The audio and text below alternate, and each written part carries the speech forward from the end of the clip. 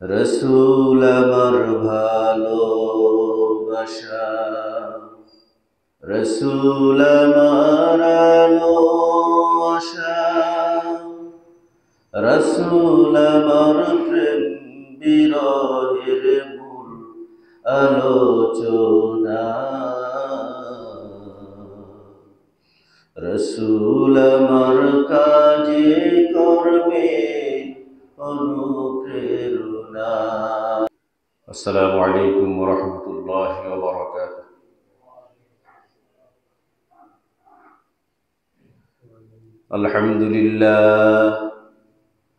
আলহামদুলিল্লাহ নাহমাদুহু ওয়া নাস্তাঈনুহু ওয়া নাস্তাগফিরুহু ওয়া নু'মিনু বিহি ওয়া নাতাওয়াক্কালু আলাইহি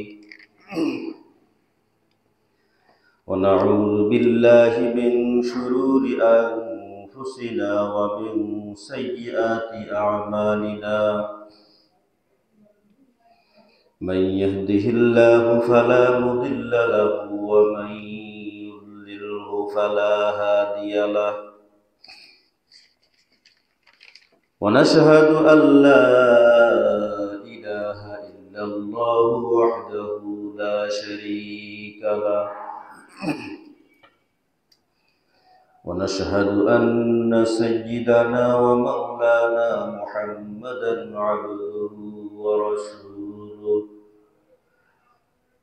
الذي أرسله بالحق بشيرا ونذيرا وداعيا إلى الله بإذنه وسراجا منيرا. فقد قال الله تعالى في كلامه المجيد وفرقانه الحميد: أعوذ بالله من الشيطان الرجيم. بسم الله الرحمن الرحيم. إن الله وملائكته يصلون على النبي يا أيها الذين آمنوا صلوا عليه وسلموا تسليما. اللهم صل على سيدنا مولانا محمد وعلى آله سيدنا مولانا محمد. اللهم صل على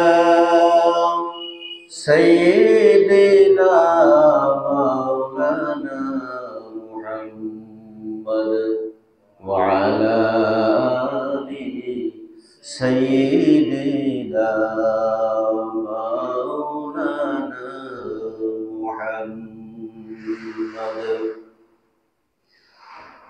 রসুল আমার ভালোবাসা, রসুল আমার আলো আশা, রসুল আমার প্রেম বিরহের মূল আলোচনা। রসুল আমার কাজে কর্মে অনুপ্রেরণা। বালাগাল উলা বিকামালিহি কাশাফাদ দুজা বিজামালিহি হাসনাত জামিউ ফিসালিহি সাল্লু আলাইহি ওয়া আলিহি। বালাগাল উলা বিকামালিহি كشف الدجى جماله حسنت جميع خصاله صلوا عليه وآله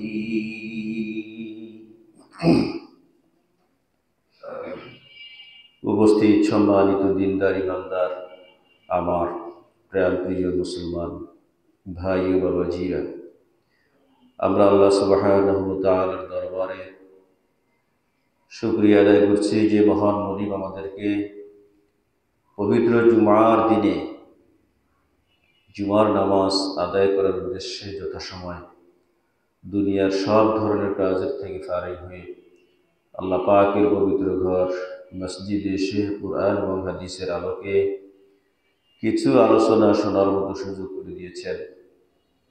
এই জন্য সেই মহান মুনিবের দরবারে আমরা সকলেই অন্তর থেকে শুকরিয়া আদায় করছি। আলহামদুলিল্লাহ। সম্মানিত হাজিরিন, আজ পবিত্র জামাতে ইসলামী মাসের 18 তারিখ, ডিসেম্বর মাসের 20 তারিখ এবং পৌষ মাসের 5 তারিখ। আজকের জুমায় আমরা পবিত্র কুরআন কারীমের ধারাবাহিক তাফসীরের আলোকে সূরাতুল বাকারার 155 থেকে 57 নং আয়াতের আলোকে সংক্ষিপ্ত আকারে আলোচনা শুনব ইনশাআল্লাহ। আমরা বিশেষ করে গত জুমায় সূরাতুল বাকারার 155 নং আয়াতের আলোকে যে আলোচনাটা আমাদের বাকি ছিল, আজকে আমরা 155 নং আয়াতের আলোকেই আল্লাহ সুবহানাহু ওয়া তাআলা আমাদেরকে পরীক্ষা নেওয়ার ব্যাপারে যে কথাগুলো তিনি বলেছেন, এই ব্যাপারে আজকে ইনশাআল্লাহ আলোচনা শুনব। তো প্রথমেই একটা বিষয় আমাদেরকে বুঝতে হবে, পৃথিবীতে বহু ধরনের পরীক্ষা হয় আর আল্লাহ তাআলাও পরীক্ষা নেন। আল্লাহর পরীক্ষা এবং বান্দার পরীক্ষা, জাগতিক পরীক্ষা, এর ভিতরে একটু ভিন্নতা আছে। আমরা দুনিয়াতে পরীক্ষা বলতে একাডেমিক লেখাপড়ার জন্য যে পরীক্ষাগুলো দিয়ে থাকি এগুলোকেই আমরা মনে করি, অথবা একাডেমিক লেখাপড়া শেষ হয়ে যাওয়ার পরে এটাকে নিজের জীবনে বাস্তবে রূপদান করার লক্ষ্যে আমরা বিভিন্ন চাকরি বাকরির ক্ষেত্রে যে সমস্ত ইন্টারভিউয়ের মুখোমুখি হই, এটাকেও এক ধরনের পরীক্ষা বলে আমরা বিবেচনা করি। তো এই ধরনের পরীক্ষা শেষে আমরা একটা ভালো সার্টিফিকেট পাই, হয় ফার্স্ট ক্লাস, না হয় সেকেন্ড ক্লাস, অথবা থার্ড ক্লাস। আর কাউবা পরীক্ষা যদি যথাযথভাবে কৃতকার্য না হয়, সেক্ষেত্রে সে পরীক্ষায় ফেলও করে, অকৃতকার্য বলে গণ্য হয়। এমন ব্যক্তি কখনো সে কোনো চাকরি বাকরিতে আবেদন করতে পারে না, অ্যাপ্লাই করতে পারে না। এবং এক ক্লাসে সে যদি অকৃতকার্য হয়, অর্থাৎ ফেল করে, পরবর্তী ক্লাসে তার ওঠানোর সুযোগ থাকে না, পরবর্তী ক্লাসে পরীক্ষা দেওয়ার সুযোগও সে পাবে না। এই জন্য পরীক্ষা হলো এমন একটা বিষয় যার মাধ্যমে একটা ছাত্রের ভালো মন্দ যাচাই বাছাই করে নেওয়া হয়। ছেলেটা মেধাবী নাকি মেধাবী না, এই বিষয়টা ক্লিয়ার হয়ে যায়। ক্লাসের ভিতরে অনেক ছাত্র থাকে, সবাই ফার্স্ট হয় না, এর ভিতরে একজনই ফার্স্ট হয়, একজনই সেকেন্ড হয়, একজনই থার্ড হয়। আবার যখন বোর্ড পরীক্ষাগুলো হয় তখন একাধিক ছাত্র ফার্স্ট ক্লাস অর্জন করতে সক্ষম হয়, একাধিক ছাত্র সেকেন্ড ক্লাস অর্জন করতে সক্ষম হয়। তার মানে বাংলাদেশ সরকার সহ শিক্ষা বোর্ড এটা যাচাই বাছাই করে নেয় শিক্ষা প্রতিষ্ঠানগুলোর ভিতরে যে ছাত্রগুলো আছে, কোন প্রতিষ্ঠানের ছাত্র কেমন মেধাবী, কেমন যোগ্যতা সম্পন্ন, এটা বাছাই হয়ে যায়। পাশাপাশি আল্লাহ সুবহানাহু ওয়া তাআলা আমাদেরকে পরীক্ষা করবেন। আল্লাহ তাআলা লক্ষ কোটি কোটি মানুষের ভিতরে তিনি পরীক্ষা করবেন এক শ্রেণীর মানুষকে, তারা হলো ঈমানদার। বেঈমান এবং বেদিন, এদের জন্য আল্লাহর তরফ থেকে এরকম কোনো পরীক্ষার কথা বলা হয় নাই। স্পেশালভাবে পরীক্ষা নেবেন আল্লাহ সুবহানাহু ওয়া তাআলা মুমিনদের, যারা আল্লাহকে বিশ্বাস করে। যে বলে আমি মুসলমান, আমি কালেমা পড়েছি, এমন মানুষগুলোকে আল্লাহ পরীক্ষা করবেন। এটা আল্লাহ তাআলা তিনি বলছেন। আল্লাহ কেন পরীক্ষা করবেন? আল্লাহ মূলত এই জন্যই পরীক্ষা করবেন যে আমার যে সকল বান্দারা জন্মলগ্ন থেকেই মুসলমান বলে দাবি করে, অথবা যে সকল বান্দা পূর্বপুরুষদের ধর্ম ত্যাগ করে কালেমা পড়ে ইসলাম গ্রহণ করেছে, তারাও ইমানদার হয়ে গেছে। সব দিকের সমস্ত ইমানদারদেরকে একত্রিত করলে পরে কার ইমান কেমন, কার ইমান কতটা স্বচ্ছ এবং মজবুত, এইটাকে আল্লাহ তাআলা যাচাই বাছাই করে নেওয়ার জন্যই তিনি পরীক্ষার ব্যবস্থা করেছেন। এই পরীক্ষার মাধ্যমে আল্লাহ তাআলা জানতে চান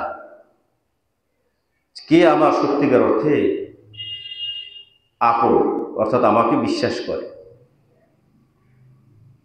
আর পরীক্ষার আর একটা ফজিলত হল ইমানের দাবিতে যার দাবি সব থেকে বেশি শক্তিশালী, যে ইমানের দাবিতে সব থেকে বেশি উন্নত, যার ইমান যত মজবুত, আল্লাহ তাআলা তার পরীক্ষাটাও তত মজবুতভাবে নেন, কঠিনভাবে নিয়ে থাকে।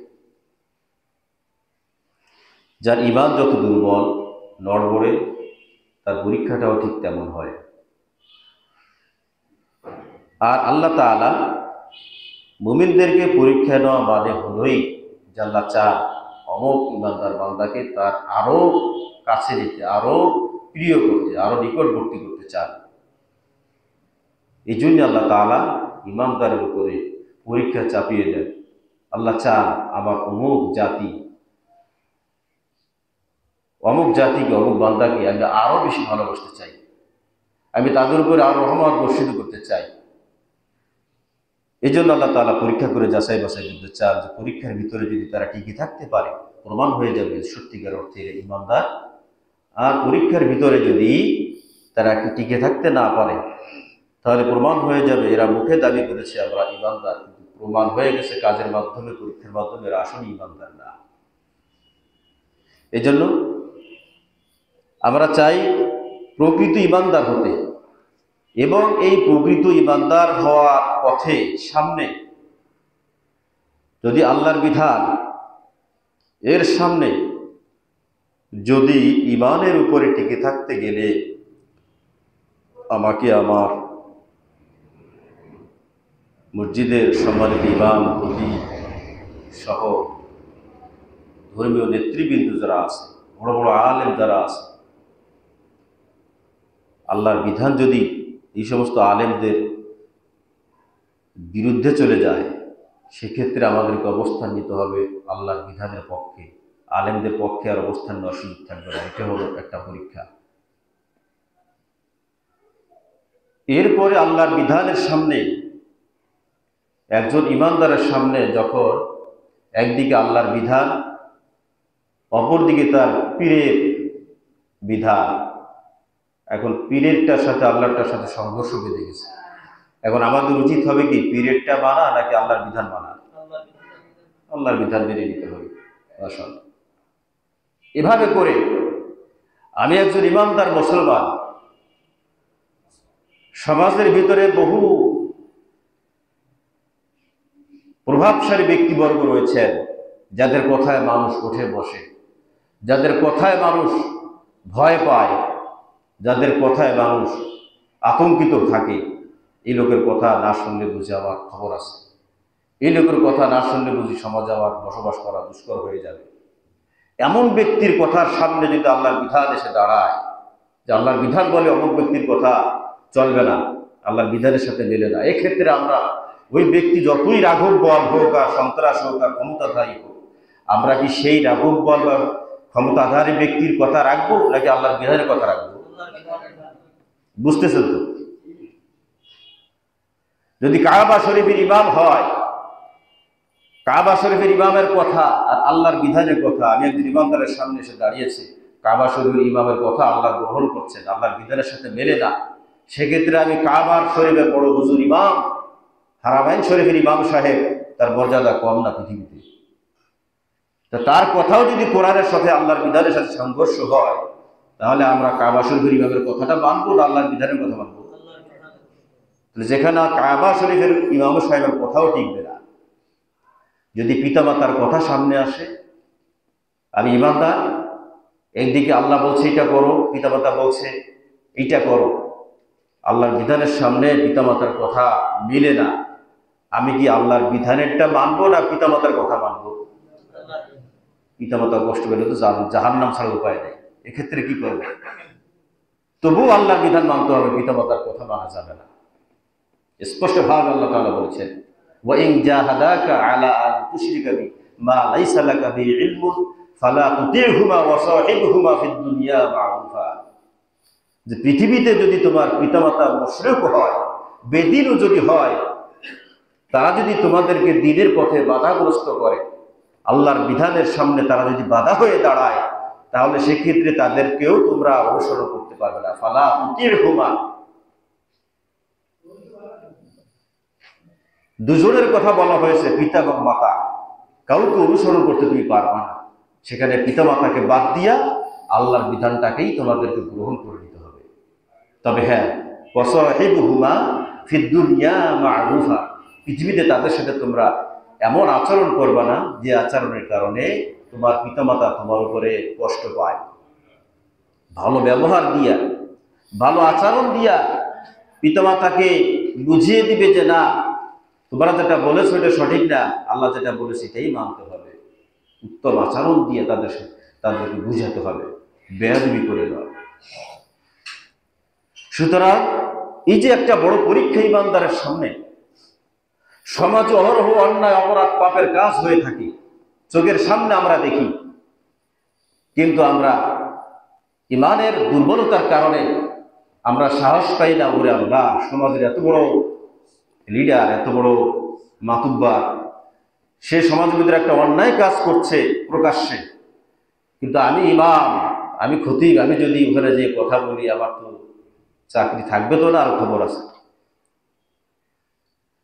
যে এই ধরনের প্রতিবাদ আমরা করতে পারি না সমাজে, কারণ যেখানে হারাম এবং নিষিদ্ধ কাজ, গুনাহের কাজগুলো প্রকাশ্যে যদি হয়ে থাকে, আর সেইখানে একজন ইমানদার মুসলমান যদি সেটাকে সমর্থন করে, তার কি ইমান থাকবে বলেন? আপনাদের কি মনে হয় ইমান থাকবে? যে কোনো পাপের কাজ, গুনাহের কাজ, এটাকে গুনাহ মনে না করাই হচ্ছে গুনাহ, পাপ। সুতরাং আমাদের সামনে অনেক পরীক্ষা। সমাজ কি বলে, ব্যক্তি কি বলে, মুরব্বী কি বলে, নেতারা কি বলে, এইগুলো দেখার সময় নেই। আল্লাহ কি বলেন আমাদেরকে এটাই দেখতে হবে, ঠিক কিনা বলুন? সুতরাং আল্লাহর বিধানের সামনে দুনিয়ার সমস্ত শক্তি, সমস্ত মানুষের মত আর পথকে উপেক্ষা করে আমাদেরকে আল্লাহর বিধানের সামনেই মাথা নত করতে হবে। এটাই হলো আল্লাহর পরীক্ষা। এখন আসুন, আল্লাহ কিভাবে পরীক্ষা নিতে চান? আল্লাহ স্পষ্টভাবে কয়েকটি বিষয়ের কথা বলেছেন এখানে।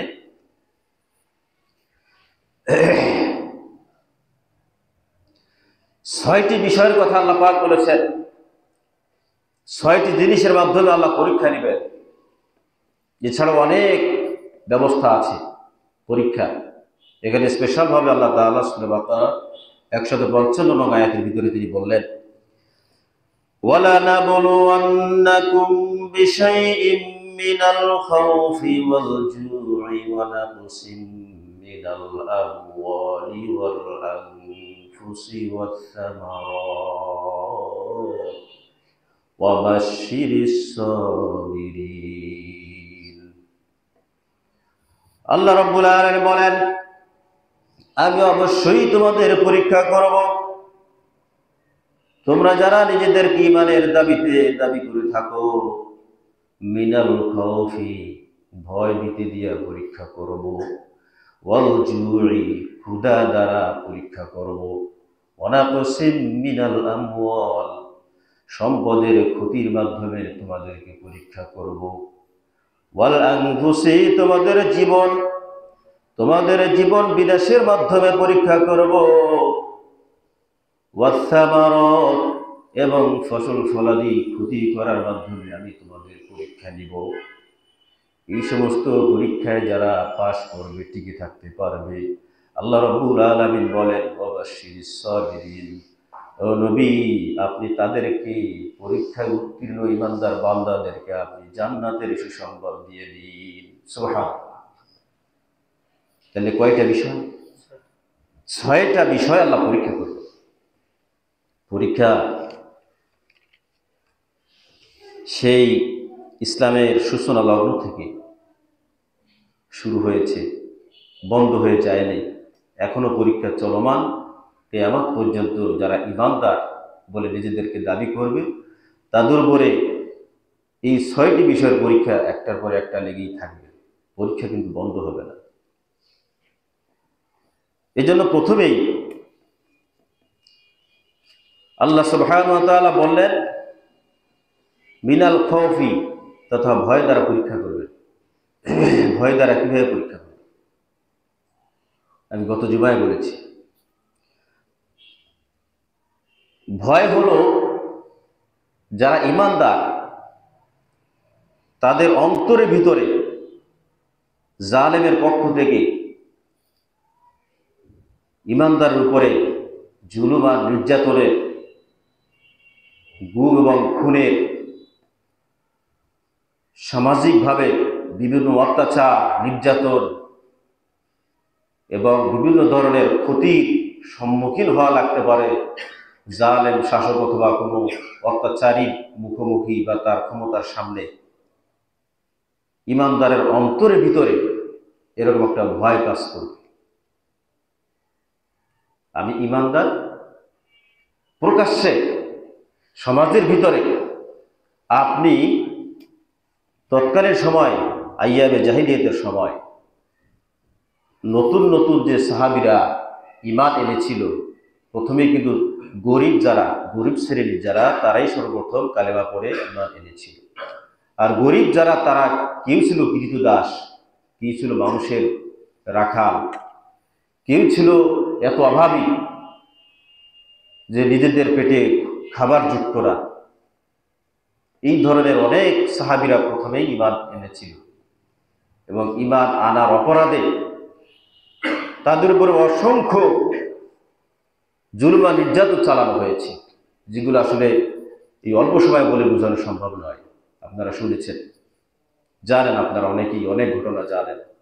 তো আমরা আজকে যেটা বলতে চাই তা হলো যে দুর্বল ঈমানদার যারা ইসলামের প্রাথমিক পর্যায়ে, তারা ঈমান আনার পরে সমাজে আবু জেহেল সরকারের অধীনে শাসিত সমাজে, ওই রাষ্ট্রে তারা এই কথা বলতে সাহস পেত না যে ইন্নানি মিনাল মুসলিমিন, ওয়া ক্বালা ইন্নানি মিনাল মুসলিমিন, যে নিশ্চয়ই আমি একজন মুসলমান।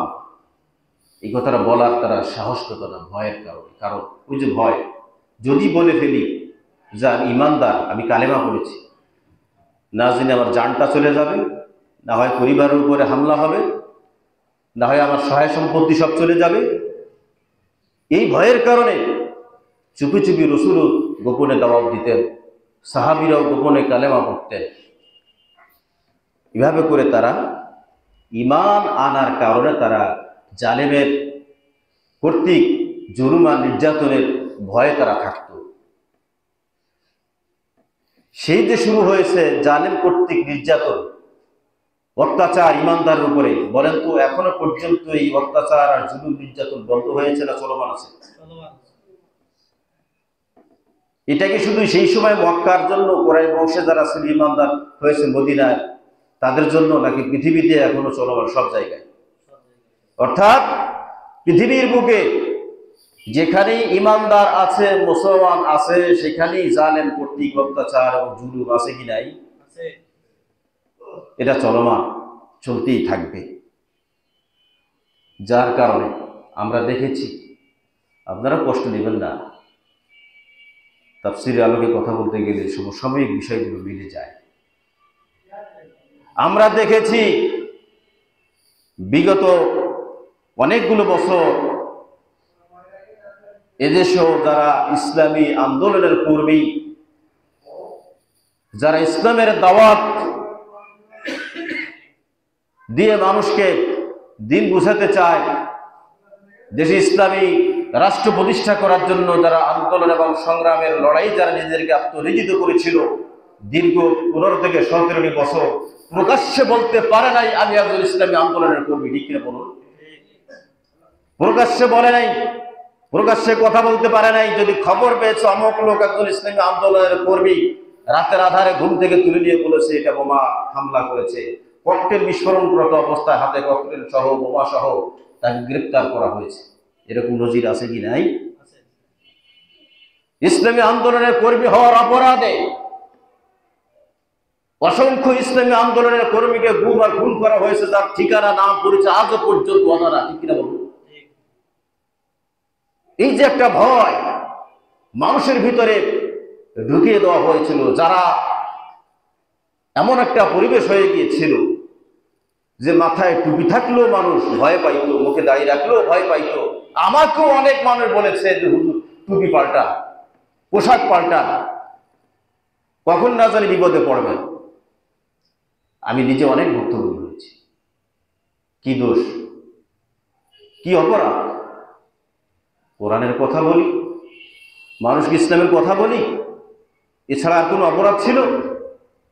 কোনো অপরাধ ছিল না। আল্লাহ সুবহানাহু ওয়া তাআলা স্পষ্টভাবে বলেছেন, ওয়ায়াকতুলুনাল আনবিয়া বিগাইরি হক। তাফসীরে কাশফের ভিতরে এই আয়াতের ব্যাখ্যাটা এভাবে করেছেন যে বনি ইসরাইলের সময় নবীদেরকে তারা অন্যায়ভাবে একদিনে সকালবেলা 43 জন নবীকে তারা হত্যা করেছে। নাউজুবিল্লাহ। তাদের অপরাধ ছিল কি? তারা মানুষকে দিনের পথে ডাকত, মানুষকে দিন বুঝাইতো, ইসলাম বুঝাইতো। এই কারণে তাদেরকে হত্যা করল। নবীদের কোনো দোষ ছিল? নবীরা হলেন মাসুম, বেগুনা, নিষ্পাপ। এরপরও তাদেরকে হত্যা করা হয়েছে, তাদেরকে দেশ ছাড়তে হয়েছে, হিজরত করতে হয়েছে। সুতরাং শুধু নবী রাসূল নয়, এই নবী রাসূলের পথ ধরে ইসলামী দাওয়াতের বিষয় নিয়ে আজ পর্যন্ত নয়, কিয়ামত পর্যন্ত যদি কেউ পথ চলতে থাকে, আপনি যত বড় আলেম হন আর যত বড় মুফাসসির কোরআন হন না কেন, আপনার বিরুদ্ধে ফাঁসির আসামি হওয়া লাগতে পারে কি পারে না? আপনার বিরুদ্ধে ধর্ষণের মামলা হতে পারে, আপনার বিরুদ্ধে যাবজ্জীবন কারাদণ্ড হতে পারে, আপনার বিরুদ্ধে নাগরিকত্ব বাতিল হওয়ার মতো সিদ্ধান্ত আসতে পারে, পারে কি পারে না? এই দেশে হয়েছে কি হয় নাই? অপরাধ কি? মানুষকে কোরআনের কথা বুঝানো, ইসলামের কথা বুঝানো। একদিকে কোরআনের কর্মীদেরকে মিথ্যা মামলা দিয়ে সাজা দেওয়া হয়েছে, অপরদিকে সিনেমার নর্তকী, গায়ক আর গায়িকাদেরকে সম্মানের সাথে হাতে মেহেদি লাগিয়ে জেলখানা থেকে মুক্ত করা হয়েছে। আর আলেমদের হাতে পায়ে ডান্ডা বড়ি পরিয়ে তাদেরকে সমাজের ভিতরে এমনভাবে অপপ্রচার চালানো হয়েছে যাতে করে সাধারণ মানুষ আলেমদের দেখলে পরে ধিক্কার জানায়, ঘৃণা করে। ঠিক কিনা বলুন? এমন একটা পরিবেশ হয়েছিল না? কি বলেন? যে আলেমদের দেখলেই মানুষ কেমন যেন করে। পুলিশ পর্যন্ত রাস্তাঘাটে গাড়িতে চলাফেরা করলে তারা খালি গাড়ি একবার, মানুষ দেখলে তার ভদ্রতাকে অভদ্রতার একটা ছাপ চেহারের ভিতরে থাকে। আপনি যত বড়ই বুজুর্গ হন, যদি এলেম আর কালাম কোরআনের জ্ঞান যদি ভিতরে না থাকে, আপনাকে আলেম হিসাবে একটা ছাপ চেহারা আসবে না। আর আপনি যত বড় যদি কালো হন আর নিগ্র হন, যদি আপনার ভিতরে কোরআনের জ্ঞান থাকে, আপনার চেহারের ভিতরে আল্লাহ স্পষ্ট একটা আলেমের ছাপ আল্লাহ দিয়ে দেবে। ঠিক না বলুন? চেহারা দেখো এরা বুঝে একটা আলেম রাস্তা দিয়ে যায়, কিভাবে তাকে আটকায়, অর্থাৎ অসম্মানিত করা, বেইজ্জতি করা, একটু তুচ্ছ তাচ্ছিল্য করে, এটাই ছিল উদ্দেশ্য। এরকম একটা হাসির পাত্র তৈরি করেছিল আলেমদের বিরুদ্ধে অপপ্রচার করে। এই যে একটা ভয় সাধারণ মানুষের অন্তরে ছিল কি ছিল না? কথা বলেন, ছিল কি ছিল না? আল্লাহ পাক বললেন মিনাল খাউফি, ভয় দিয়ে পরীক্ষা করব। আর এই ভয়কে যারা জয় করতে পারবে এরাই হলো সত্যিকার অর্থে জান্নাতের মানুষ, ঠিক কিনা বলুন? সুতরাং ইমানদার মুসলমান তাদেরকে ভয় দিয়ে কখনো ইমান হারা করতে পারবে না। ভয় দিয়ে ইমানদার মুসলমানদেরকে ইমানের পথ থেকে দূরে সরাতে পারবে না। সত্যিকার অর্থে ইমানদার যারা, এরকম ভয় তারা কিছুই মনে করে। আর আমাদের সামনে যদি এই পথে টিকে থাকতে হলে এই ধরনের ভয় যদি আমাদের সামনে এসে দাঁড়ায়, বলেন তো আমরা কি ভয় পেয়ে ইমানের পথ থেকে দূরে সরে যাব, নাকি ভয়কে জয় করে ইমানের পথে আঁকড়ে থাকবো? ভাবে কোনটা করবো? তবেই আমরা আল্লাহর পরীক্ষা পাশ করতে পারবো। সম্মানিত ভাইয়েরা আমার, আল্লাহ রাব্বুল আলামিন স্পষ্ট ভাবে বললেন, ওয়ালানাবলুওয়ান্নাকুম বিশাইইম মিনাল খাউফি ওয়াল জুই, আমি অবশ্যই ইমানদার বান্দাদেরকে পরীক্ষা করব। এক নম্বর পরীক্ষা হলো ভয় দিয়ে পরীক্ষা করব।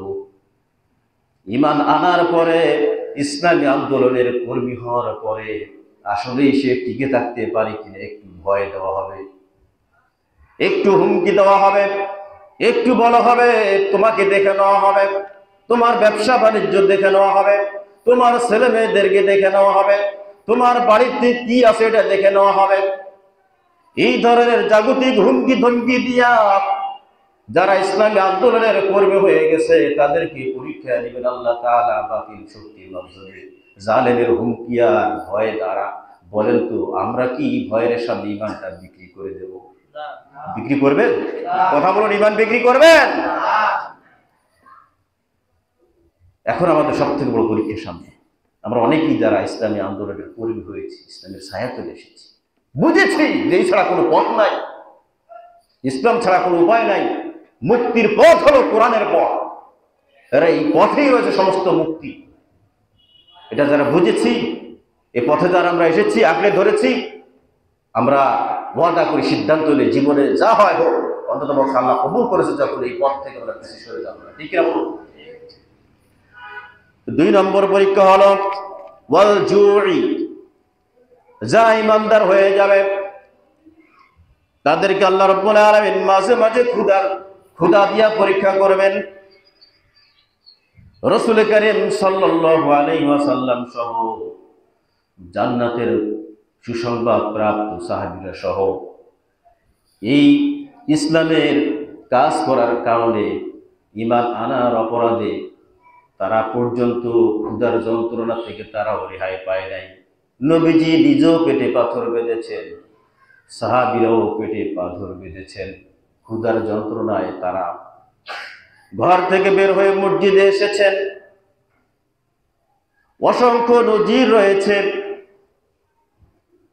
নবী করিম সাল্লাল্লাহু আলাইহি ওয়াসাল্লাম সহ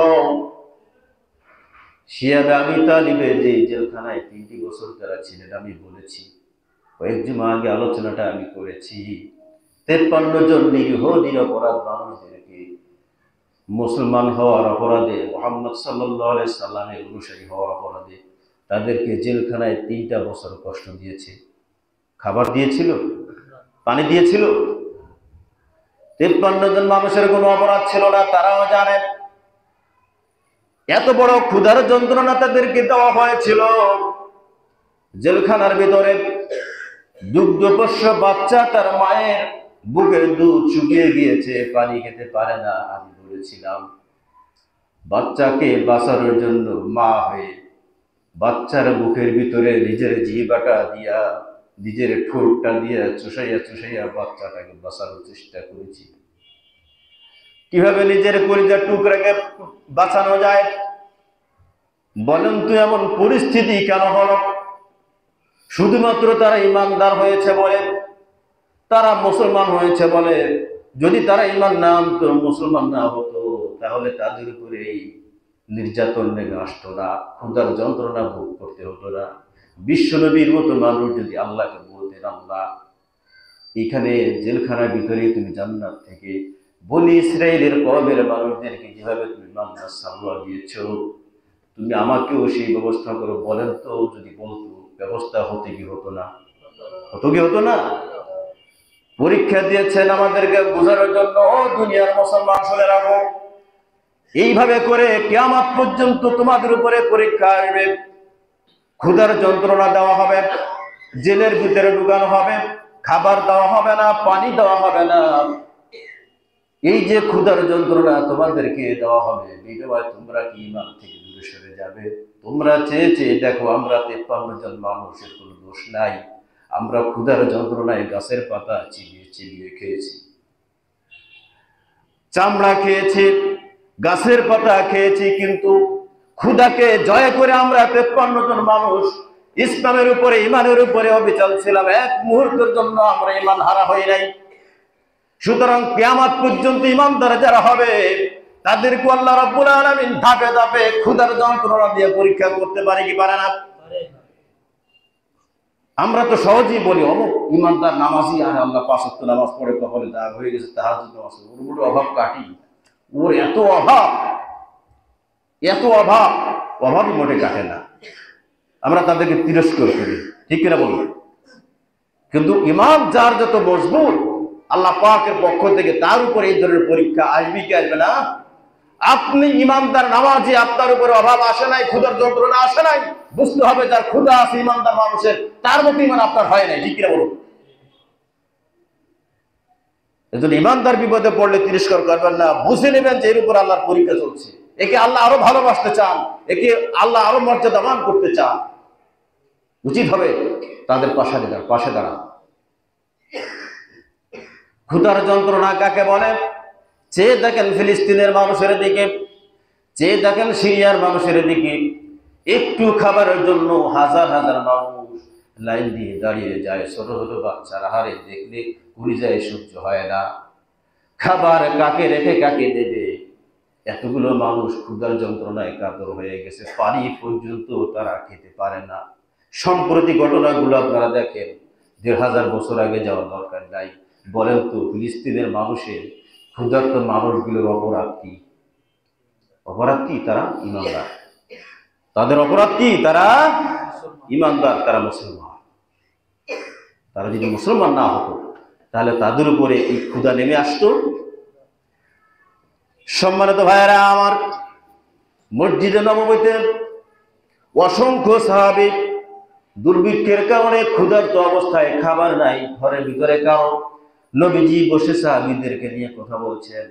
এমন মুহূর্তে হঠাৎ কিছু হাদিয়ে এসেছেন বাহির থেকে, বিদেশ থেকে। খাবারের সংবাদ শুনে মসজিদের ভিতর থেকে অনেক সাহাবী তারা বেরিয়ে চলে গেল, তাড়াহুড়া করে চলে গিয়েছে। কারণ ক্ষুধার্ত মানুষের সামনে যদি একটু খাবারের আশা জাগে, বলেন তো মানুষের মন সেদিকে ছুটে যায় কি যায় না? এটা স্বাভাবিক একটা বিচার। ক্ষুধার কারণে সবাই অস্থির। বাহিরে খবর এসে গেছে, কিছু হাদিয়ে এসেছে, খাবার এসেছে। সাহাবীরা অনেকেই দৌড়ে গিয়ে সেখানে দাঁড়িয়েছে, খাবার খাবে ক্ষুধার যন্ত্রণায়। আর মাত্র 10 জন সাহাবী রাসূলের কথা শুনছেন, তারা সে মজলিস ত্যাগ করে চলে যায় নাই। তারা মনে মনে চিন্তা ভাবনা করলো, আহারে আমরা যদি বের হয়ে যাই, বেঁচে থাকলে খাবার পাবো, কিন্তু নবীজির সামনে থেকে যদি সরে যাই, তার যে মূল্যবান কথাগুলো, এই কথা থেকে আমরা মাহরুম হয়ে যাব। আল্লাহ রাব্বুল আলামিন 10 জন সাহাবীর অন্তরে খবর তিনি রেখেছেন। তারা দুনিয়ার খাবারের দিকে তারা খেয়াল করে নাই, তারা দুনিয়ার যে ক্ষুধার যন্ত্রণা তারা এটা অপেক্ষা করে আল্লাহর নবীর কথাকে প্রাধান্য দিয়েছে। আল্লাহর নবীর সামনে বসে থাকাটাকে তারা সৌভাগ্যবান মনে করেছে। আল্লাহ তাআলা সঙ্গে সঙ্গে জানায় দিলেন, ও আমার হাবিব, এই মুহূর্তে আপনার সামনে যারা বসা রয়েছে 10 জন সাহাবীকে আমি জান্নাতের সংবাদ দিয়ে দিলাম, আপনি তাদেরকে জান্নাতি ঘোষণা করে দেন। সুবহানাল্লাহ। আমরা যে 10 জন সাহাবীর কথা বলি, আশারে মুবাশশারা, আরো আছে জান্নাতি সাহাবী। এই 10 জনের ঘটনা হলো প্রচন্ড ক্ষুধার যন্ত্রণা। তারা কিন্তু ক্ষুধার কারণে ঘর থেকে, মসজিদ থেকে বের হয়ে যায় না। আর আমরা তো এক টোপলা জিলাপি আসলে পরে সুন্নাত বাদ দিয়ে ওখানে দিয়ে ঘোরাঘুরি শুরু করি, হায় রে ইমান, হায় রে নামাজ। আর যদি আমাদের ভিতরে এরকম থাকতো, মনে হয় জিলাপি টোপলা দেওয়ার সময় যে পরিস্থিতি শিকার হয়, মনে হয় যে সবাই কতদিনের ক্ষুধার তো আল্লাহ জানে। আরে ভাই, সুস্থভাবে 5 ওয়াক্ত নামাজ পড়েন, আপনি মসজিদে এসেছেন জুমার নামাজ আদায় করবেন, সপ্তাহে একটা দিন, জুমার দিন, ঈদের দিন, আনন্দের দিন। এই আনন্দ মানে খাওয়া দাওয়ার আনন্দ, এটা ইবাদতের আনন্দ। আল্লাহ তাআলা সারা সপ্তাহের গুনাহ আপনাকে ক্ষমা করে দিবেন। আজকে আপনি নামাজ পড়েন, তওবা করেন, ইস্তেগফার করেন, পিতা মাতার জন্য দোয়া করেন, আপনার এখানে এক প্যাকেট জিলাপি আসলে ওই খুলনা ফুলতলা বা রূপসা থেকে লোক এসে নিয়ে যাবে? ধীর স্থির ভাবে এখানে 50 জন মানুষ যদি নামাজ পড়তে থাকে, যতক্ষণ নামাজ শেষ না হবে ততক্ষণ প্যাকেটে জিলাপি থেকে যাবে কি যাবে না? কারণ এটা আপনাদের জন্যই বরাদ্দ হয়েছে, আপনারাই খাবেন। তো সুস্থভাবে আমরা নামাজটা শেষ করি, এরপরে আস্তে আস্তে আমরা যাই। যদি নাও যান, আপনার পাশে জিলাপি প্যাকেট দিয়ে চলে যাবে যে বন্টনকারী, ঠিক কিনা বলুন? সে মনে করো কোন বিপদে পড়লাম, এত সময় দিয়ে তো থাকা যায় না, আমার তো অনেক কাজ আছে ভাই। সুতরাং সে বাধ্য হয়ে প্যাকেট করে আলাদা স্পেশাল ভাবে আপনার খানা, আপনার খাবার সম্মানজনক ভাবে আপনার পাশে এসে রেখে তারা চলে যাবে। আমরা যদি এটা করতে পারি, বলেন তো জিলাপির পিছনে ছোটা লাগবে না? জিলাপি আমাদের পিছনে ছুটবে। তা আমরা কি চাই না জিলাপি আমাদের পিছনে ছুটুক? তো জিলাপি কেউ নিয়ে যাবে আমাদের এখান থেকে, তো বন্টনকারীরা কিন্তু তারা পাগল হয়ে যাবে, তা বন্টন আর করবো না। এই যে একটা বিপদ, এত সময় লাগে নামাজের পরে আমি দাঁড়াই থাকবো কতক্ষণ, বন্টনকারী খুঁজে পাওয়া যাবে না, লাস্টে হবে নিজেরাই বন্টন করে ভাগযোগ করে খাওয়া লাগবে। এই যেটা বিশৃঙ্খলা, এটা তো ইসলাম বলে না। সাহাবীরা ক্ষুধার্ত অবস্থায় যন্ত্রণা ভোগ করে তারা রসুলের সামনে থেকে, মসজিদ থেকে তারা বের হয় নাই। আমাদের তো সেরকম পরিস্থিতি হয়নি, হয়েছে? সকালে খেয়েছি, চা খেয়েছি, বিড়ি খেয়েছি, পান খেয়েছি, কত কিছু খেয়ে আমরা এখানে এসেছি। আমার এখান থেকে যাওয়ার পর অনেক খাবার আমাদের জন্য অপেক্ষা করছে। এত ক্ষুধার্ত নিয়ে মসজিদে আসা তো ঠিক না, অন্তত কিছু খেয়ে আসে। রসুলের সুন্নাহ হলো যে দাওয়াত খেতে যাওয়ার আগে কিছু খেয়ে যাবেন, সেই বাড়ির খাওয়ার অপেক্ষা আপনার করা লাগবে। মসজিদে আসার পর যদি আপনার জিলাপির জন্য বেশি টান থাকে, তাবারকের জন্য, তাহলে কিছু খেয়ে আসবেন, তাহলে অন্তত পক্ষে ওইদিকে খেয়াল থাকবে না। নামাজ আরামে পড়বেন সুন্দরভাবে, জিলাপির দিকে একটু বলবেন, অন্তত পেটে কিছু আছে। আমরা আগামীতে ইনশাআল্লাহ এই ক্ষুধার্ত মানুষের পরিচয় দিতে চাই না জিলাপির জন্য, ঠিক কিনা বলুন? এখানে যারা উপস্থিত তারা পারবেন তো ইনশাআল্লাহ? তা আমরাই পারি এটা পরিবর্তন করতে, আমরাই পারি। এটা ওই কেন্দ্রীয় মসজিদের মুসল্লিরা এসে করবেন, আমাদেরই পরিবর্তন করতে হবে। এবং আমরা একটা দৃষ্টান্ত স্থাপন করতে চাই যে আমাদের মসজিদে এরকম কোনো হট্টগোল হয় না খাবার নিয়ে। বাচ্চা কাচ্চা থাকলে হ্যাঁ তাদের অধিকার আছে, তাদের হক আছে, তাদের হক আছে মসজিদে এসে এলোমেলো করা, চিল্লা পাল্লা করা, দৌড়ঝাঁপ করা, এটা আপনার ঠেকানোর কোনো অধিকার নাই। তাদেরকে আদর যত্ন সহকারে তাদেরকে আগে দিয়ে তাদেরকে ছেড়ে দেন। কিন্তু মুরব্বী যারা, বয়স্ক লোক যারা, এরা যদি এই কাজ করে, এটা মেনে নেওয়া যায় না, দুঃখজনক। আমরা ইনশাআল্লাহ আগামীতে আর করবো না, বলি ইনশাআল্লাহ। সম্মানিত ভাইয়েরা আমার, আল্লাহ রাব্বুল আলামিন তারপরে বললেন ওয়ানাকসিম মিনাল আমওয়াল, তথা মানুষের ধন সম্পদের ক্ষতির দ্বারা পরীক্ষা করা হবে। ধন সম্পদের পরীক্ষা বলতে ঈমানদার যদি হন, আপনি যদি ঈমানের দাবি করে থাকেন, যত বড় মজবুত ঈমানদার হয়ে যাবেন, তখন কিন্তু আপনার সম্পদগুলো রাষ্ট্র কর্তৃক বাজেয়াপ্ত হয়ে যাবে। দেখেন না বুঝির আছে কি নাই? বিশ্ব বরেণ্য মুফাসসিরে কোরআন, তার একটাই মাত্র অপরাধ ছিল, মানুষদেরকে কোরআনের কথা বলতেন, মানুষদেরকে দ্বীনের কথা বলতেন।